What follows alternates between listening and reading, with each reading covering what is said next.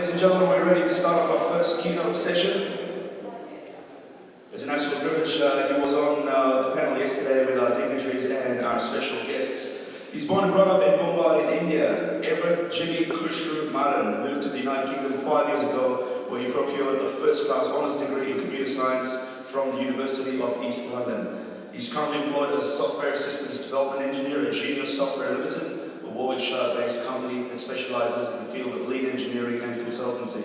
He's also pursuing his Masters in Software Engineering from the University of Oxford. Jimmy is an ordained priest, a Namar Marta, which qualifies him to carry out higher liturgical ceremonies for the Zoroastrian community all around the world. He has been actively performing jashans, naljats, weddings, and of course funeral ceremonies for the community for the last decade. As the youth coordinator of the World Zoroastrian Organization and the social secretary for the Young Zoroastrians of the UK, which is the youth wing of the Zoroastrian Trust Funds of Europe, the ZTFE. He actively helps in organising community events and also volunteers to teach at Young Flames, religious educational class in London for kids and parents. Understanding how to distinguish the religion from culture, race, ethnicity, and while knowing the gist of our simple daily prayers, one can put Zarathustra's time-tested ethical framework to good use. He is the man. Ladies and gentlemen, it's a proud moment for myself and the delegation to hear this man over here talk today. Please give a loud round of applause for Jimmy Madon.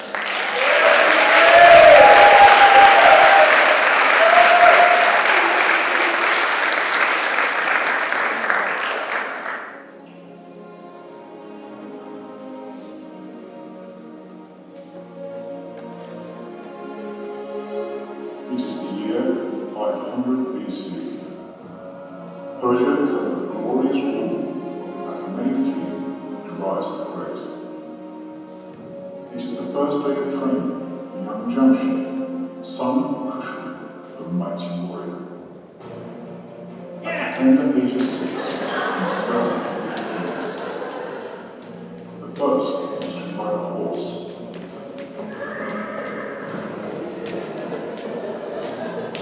Next, you must learn to row a boat. Lastly, he must, for all the days of his life, learn to speak.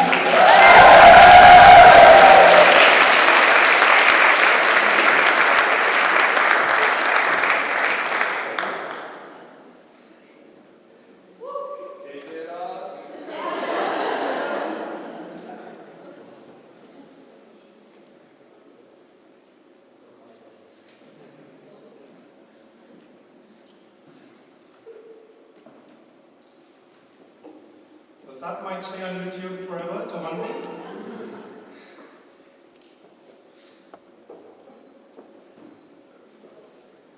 So, just to mention, all the characters depicted in that movie were purely fictitious. We had reindeer for the seasonal effect. Couldn't find a hobby horse. And my father's name is Kushru, and I think he is a mighty warrior.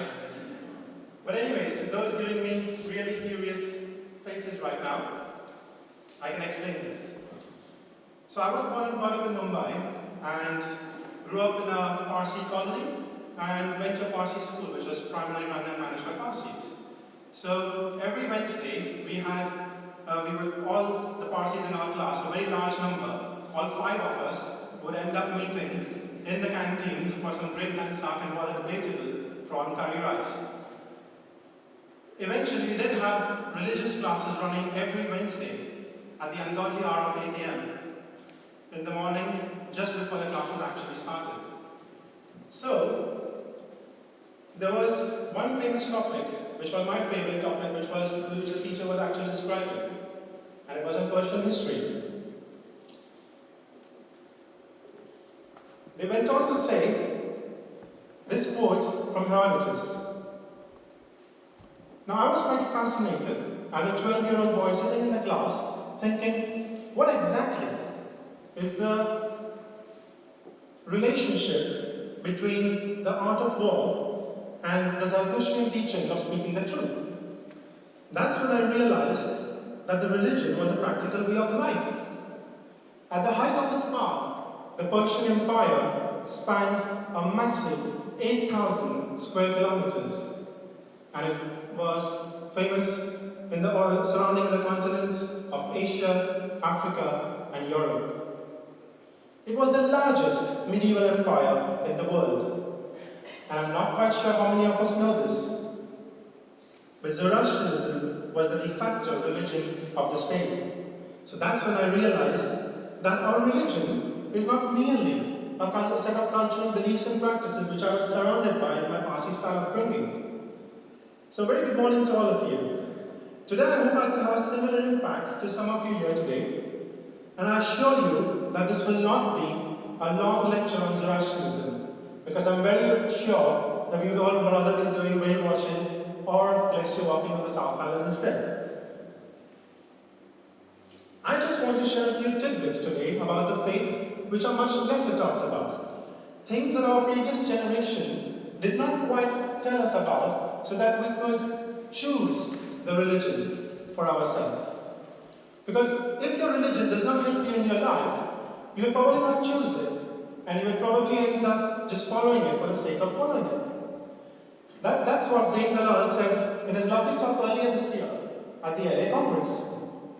He said, if you choose it, you will keep it. But not only will you keep it, you will spread it and give it to your younger generation so that it will benefit them. So imagine a canvas and everyone over here has a rough idea of their religion on it. Today all I'm going to do is add a few more dots to that canvas.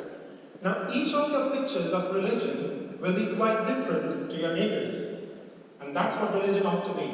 It should be something personal and something that makes sense to you.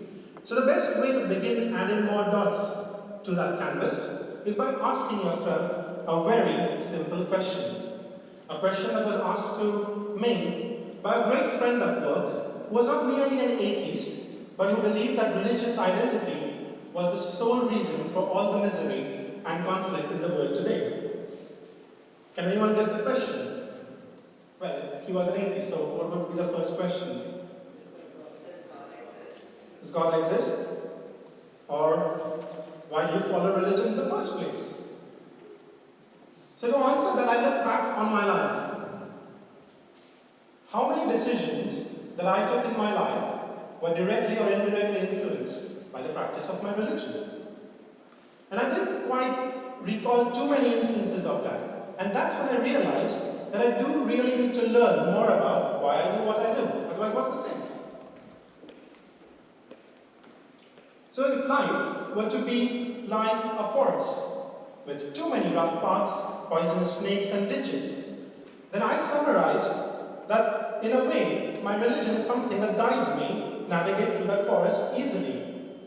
Now, saying that, it won't make the forest magically disappear into a beautiful paradise or garden. But you know, religion is something more like those deep inspirational quotes that we see on Facebook or Instagram with these beautiful landscape backgrounds. And you know, some of those quotes where you're like, this is so deep that I could really see Adele rolling in it.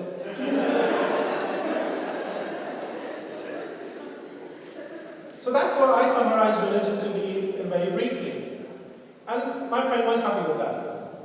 But on a serious note, I spoke to quite a few atheists in my life. And they pretty much believe in a religion as well.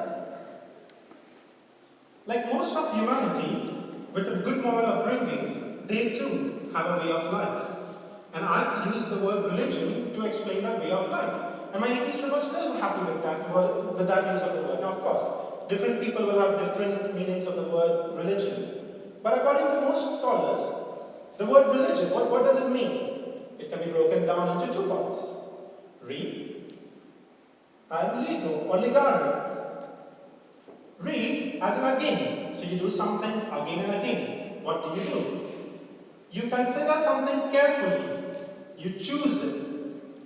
You bind with it and you reconnect. What exactly do you choose? Your way of life. What exactly do you bind to? Your way of life. It's something that you follow again and again, day in and day out. You know, that's why when I was in India, people very famously said, religion, cricket is my religion, and Sachin is my God. So, my friend was again happy with the use of the word religion with this. That's fine. What was the next question he asked me?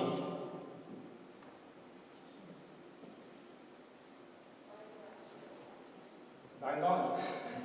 Why Zoroastrianism? So having this conversation with my friend, who absolutely didn't believe in any supernatural powers or any metaphysical purposes of religion, I found amazing that I could still explain the philosophy of Zarathustra in a very practical way to him, and he could actually use it as a way of life or a guide in his life too. All I had to do was to translate every single entity, every single complex personification like Ahura Mazda or God, etc., into what it stands for. Now the problem today is we don't know exactly, because we don't know the languages we pray in, we don't exactly know the meanings of these words. So we personify them. Like for example, take the example of Ahura Mazda. What does Ahura Mazda mean? Ahura means mighty or supreme, and Mazda, wisdom. So it's infinite or supreme wisdom. And Zarathustra says that it is Ahura Mazda who is my highest teacher in explaining me how should I live my life and in the best possible way. Now for a second, if you actually think about it, that's a universal truth. It's a fact. Wisdom is what guides you in doing the right thing. And my friend was very happy about it, my atheist friend. And so what happened throughout the ages was we tried to personify a few more bits. We said, mighty or supreme might translate to a lord over all. And that's fine. Humans have a tendency to make everything into a physical entity because that's what we can interact with, that's what we can perceive. So if you see both those pictures, the figure on the right is Ahura Mazda giving a ring of dominion to the king who was being invested. So that's an historical evidence of how Ahura Mazda became personified. But that's fine because we need to believe in something that is higher than me, something that makes the universe work. But it's all practical because Zarathustra called him infinite wisdom, the Lord of wisdom. We just constantly sit for hour-long Jashan ceremonies just to enjoy this Mahidam. Why do we do this? We constantly ask ourselves, why did mom and dad tell me that my Sutra and Pushti are my protectors or my physical armor? Now as a kid I thought, yeah, that's the metallic armor I kind of wore over there that will protect me. Growing up, I realized, hold on, what does a Sudre mean? Sud as in right, Ra meaning path. Once again, all we did was to symbolically translate an abstract concept, the abstract concept being the right path. Now all of a sudden, when I wear the Sudre out of the shower coming into my room, and I'm really angry on this work colleague of mine, but all of a sudden I realize I need to be on the right path today.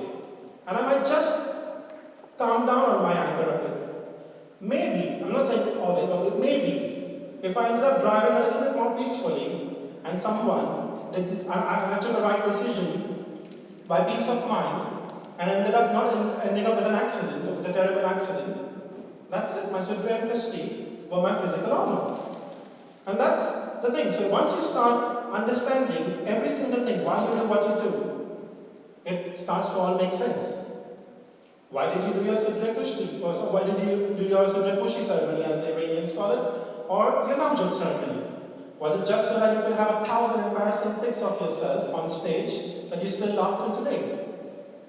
Or was it the fact that I remember when I was on stage, people were like, Nikra, muttati bhan. Yeah, as in son, pray louder. But I don't even know what I'm praying. How do you expect me to be very confident up on stage and actually recite the prayers loudly? So that's man's physical urge to bring everything into a physical form.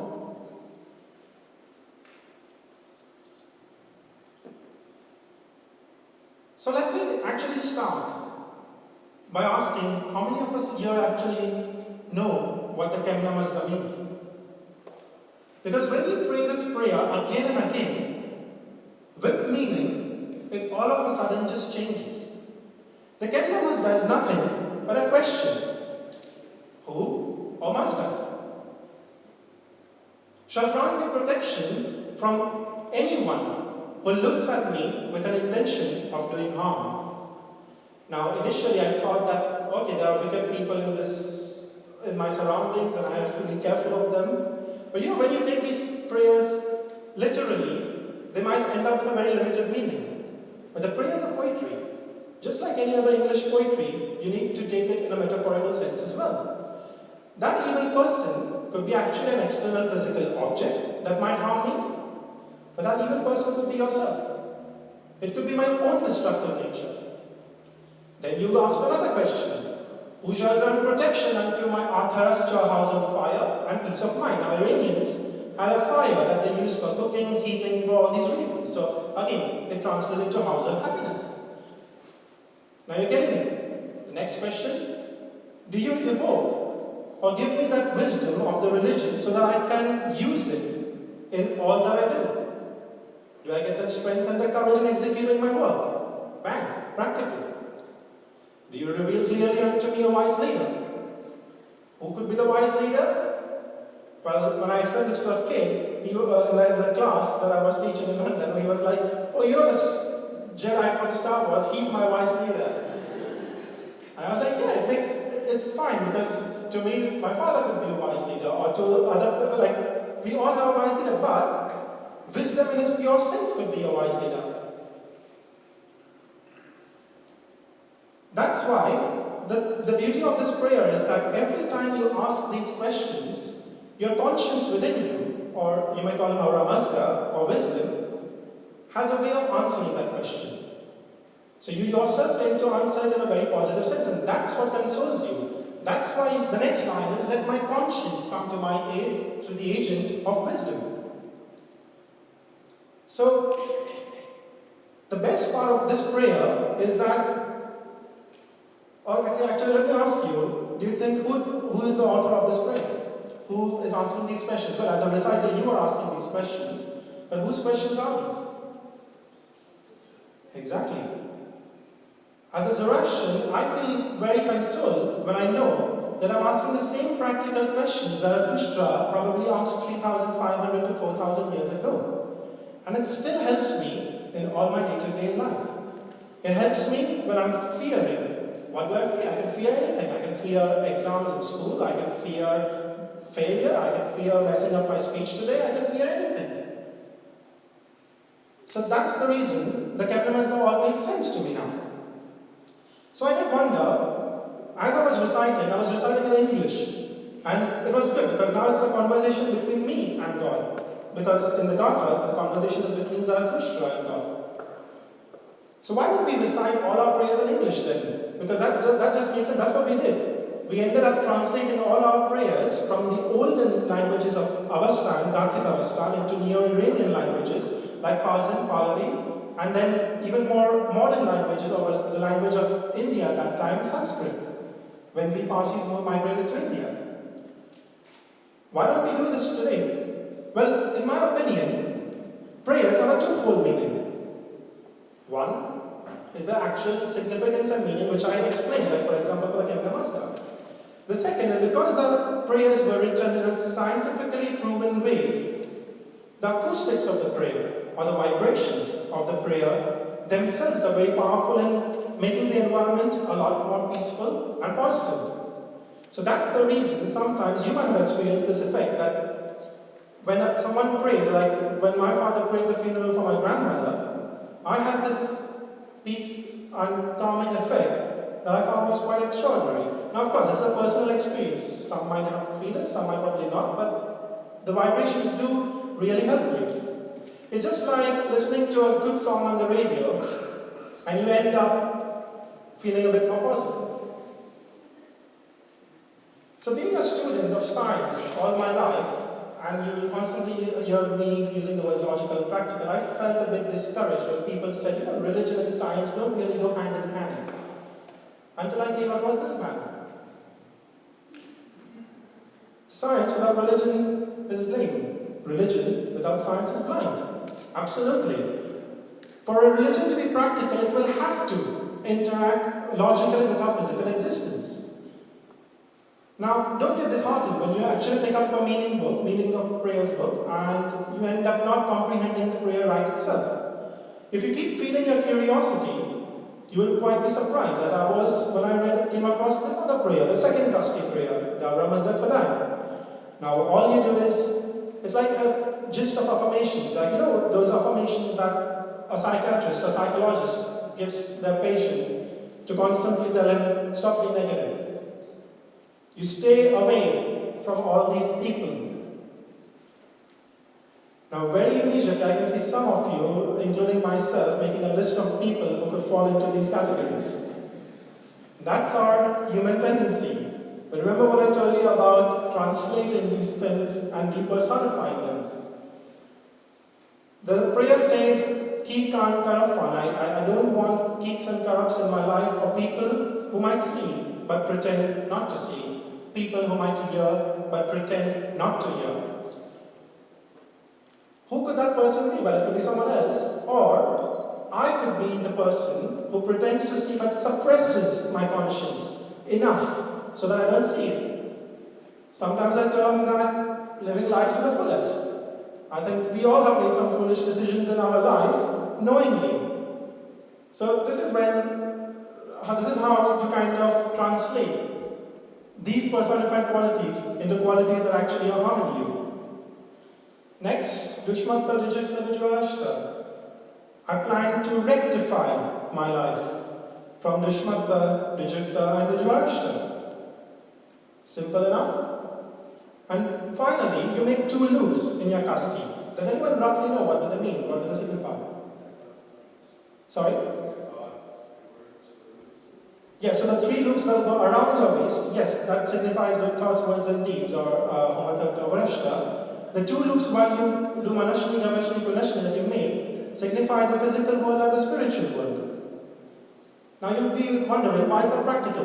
Well, imagine those days where absolutely everything goes wrong in your life. You might have lost a loved one, a pet, you might be really dejected through failure, you might be having that ridiculously bad day. That's when these loops kind of make me realize that I'm on the physical world. These things are temporal and will pass away.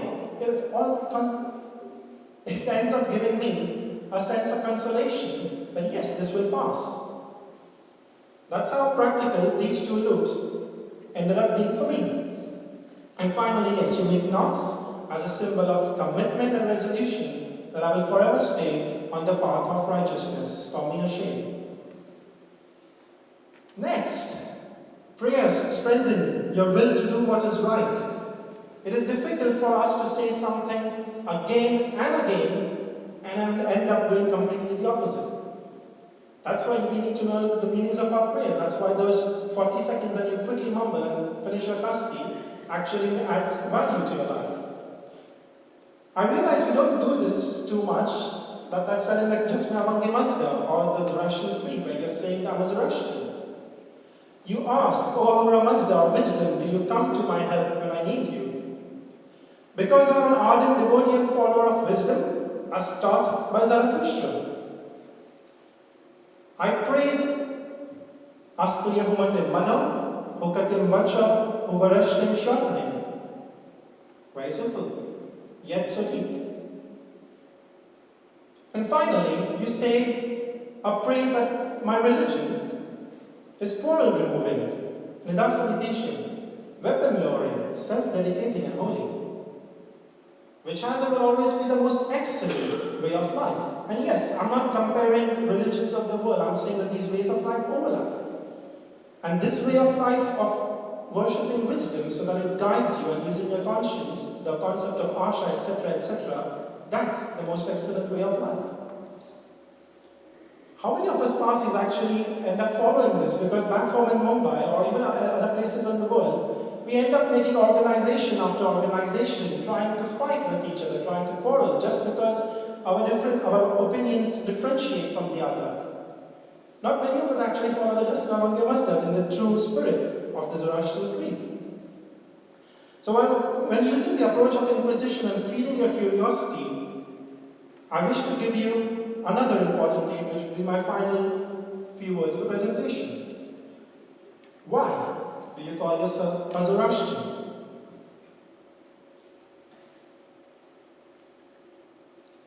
Now, if you have a smartphone, well, actually, does anyone want to answer openly? Or you can answer using a smartphone. If you can log on to polev.com JM91. This is that interactive that I was talking about yesterday. I mean, I was thinking maybe there might be too much of an audience, but I think this can be much more personal if you don't want to use your smartphone. So, anyone, why do you call yourself a Zoroastrian? Or what makes you a Zoroastrian? There are no right or wrong answers over here. It's not a test. Because, like I said, each picture of religion is unique to yourself.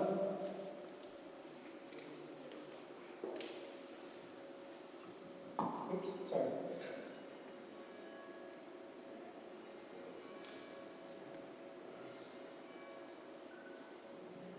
Yeah, that's why I realized no one was responding.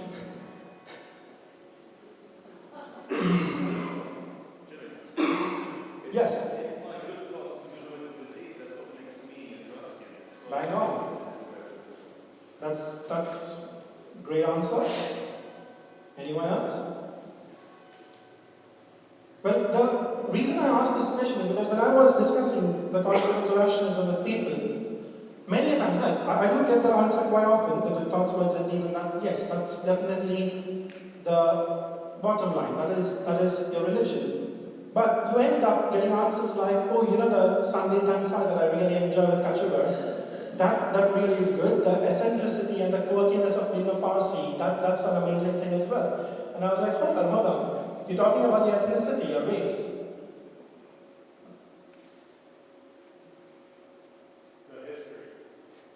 The cultural identity and the history, the legacy of the Parsis. But that is why my aid to you is that when feeding your curiosity, differentiate the philosophy of Zarathustra, which is basically all encased in the Gathas, which is just 200 odd verses. That's a very small religion, it's a very small core philosophy that has been expounded on over and over again. And differentiate from the interpretation and practice of the religion that we have done over 3,500 years. The philosophy of Zarathustra is independent. It's independent of time, location, and context. I'll explain this in a bit. The religion was practical 3,500 years ago. Like, for example, the Kemna Mazda is from the Gathas. It could be said 3,500 years ago. It made sense to the people of that time, whether they were killing each other in war, capturing land, that we still do today, or whether we were just educating everything. It's practical today, in 2015, and it will be practical on another habitable planet 3,000 years from now. But the way we practiced Zoroastrianism over these years was very, very different from, so that if you read a little bit about Persian history or Indo-Iranian history, you'll realize this, how we change, how our culture changes. So culture is dependent of time. Now, Achamichu ceremony, for example, which we grabbed from the people of India. Now, when I was reading the meaning of the Kemna Mazda, it was all good. It was all, in the beginning, it was like, I asked for wisdom, like humbly seeking all of this. And then all of a sudden, the tone changes. You say, Nasedevi druksha, Nasedevi chitra, Nasedevi frakarashte. As in you say, may the devil perish, may the devil's spawn perish in the north. And I was taken aback. Why north? What did north do to you? And then I realized that in the Iranian times, after doing a little bit of reading and research, the cold winds used to bring winter from the north, and the enemies used to invade from the north. There are many other reasons as well, but these are the primary reasons, and that's how a local cultural thing ended up being added to religion. Now, yesterday you might have seen in the Al-Dashn Niyash the priests facing towards the south and praying the last two paragraphs. The south became the land of the heavens because of the opposite directionality in the northern hemisphere as well. So, in New Zealand, I find this to be opposite. Winter sets in from the opposite direction. So if I was actually the lone person praying, and if, say, this was the north, I use the Gothic teaching, use wisdom to do the right action at the right time. I wouldn't back myself if I was the only person, so that I may lose your interest in the prayer that I'm reciting, so that you can chat away or you can actually not connect with the prayer. I would rather be praying towards you. And that's a personal opinion, of course. But that's the differentiation. That's how the religion evolves. So culture keeps on being added to religion. However, this is the form of Ahura Mazda and Ahriman, or good and evil, came about a little bit later in our religion. It was added a little bit later. It's a more modern philosophy. The first philosophy in the Gathas, the oldest philosophy was that Ahura Mazda created man. We existed, or through wisdom we were created, and we had a choice. We could either choose to be good, or think positive, spenta mainyo, or we might think negative, or angra mainyo. Mainyo is a mentality. We do translate it to the spirit today, so the good spirit and the bad spirit. According to the Gathas, north is not the direction. Where do you think does the devil lie? Or where do you think worst thinking lies? Yes, in your mind. That could be the actual place. And it's again universal, practical, and logical. I can believe that, an atheist can believe that. So, context, finally. Imagine that piece of chocolate cake. If there were two women, say Thrity and Franny, both of them love chocolate cake. Thrity has it in moderation. Franny ends up idolizing chocolate cake. She constantly eats chocolate cake. Maybe she might be diabetic. She might be harming herself or someone else around her, by which her happiness decreases. What do you call that? Well, some people refer to that as sin. Yes, that's fine. Sin is what destroys me. It's what destroys my happiness. I personally do not take sin as something that will be accounted for in an afterlife, because I believe that sin is something that destroys my happiness in this life, in the way I live. And that's fine.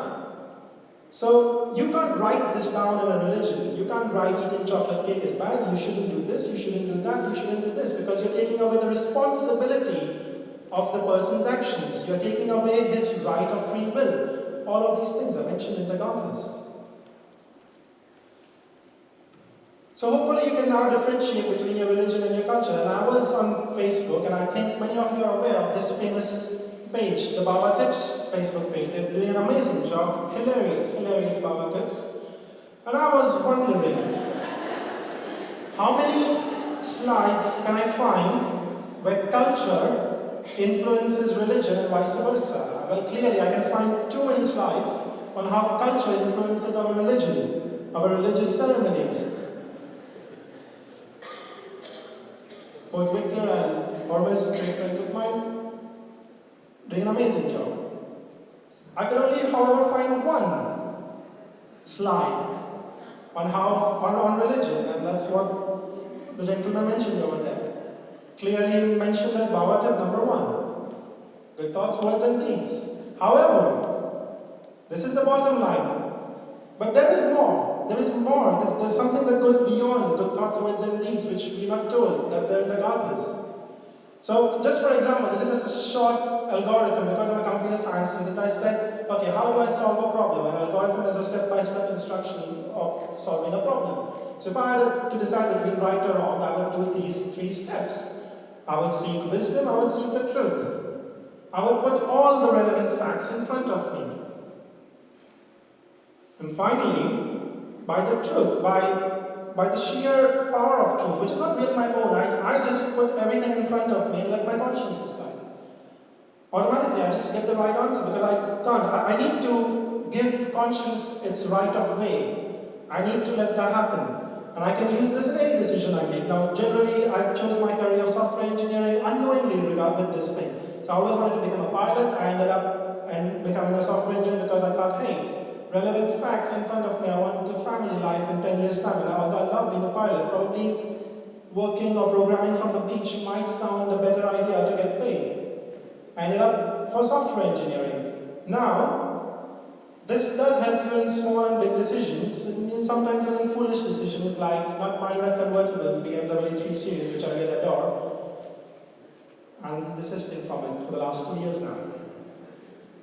There are more Gothic teachings, like I said, religious freedom, you choose your religion, and that's what the prophet says. The prophet is telling you, hold on, hear me out. Listen to these verses which will bring you much happiness, and then choose to follow it. There's a prophet who's saying, no, don't just follow for the sake of following it. Don't just take my word for it. That's what Jimmy Madon said, and I really recommend that talk. It's there on YouTube. It's a really great inspirational talk which teaches you more about these concepts. Very short thing and excellent to connect with the next generation. So finally, I can actually say that. So we fear that our minority ethnic groups like the Parsis. Hold on. We fear that our minority ethnic groups like the Parsis or the Iranis might die out in the near future. And that's why the government of India started this Junior Parsi scheme, whereby which they give fertility treatments, etc., to see to it that the Parsis end up preserving the cultural identity and the heritage. That's all fine. I'm all good with it. But this is a scheme. It has some really funny ads. That's one for the guys, and this one's for the ladies.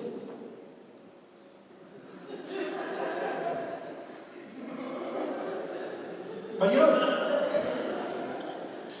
what I fear the most is that the religion of Zarathustra, the message of our prophet, will end up just like this gallery in the British Museum. It has already faded in the minds of some of us Parsis, but this can actually happen. It might fade away and not help humanity. What gives me confidence, however, is that each one of us sitting here can embrace it and then automatically evolve themselves using the religion as the way of life it truly is. Thank you.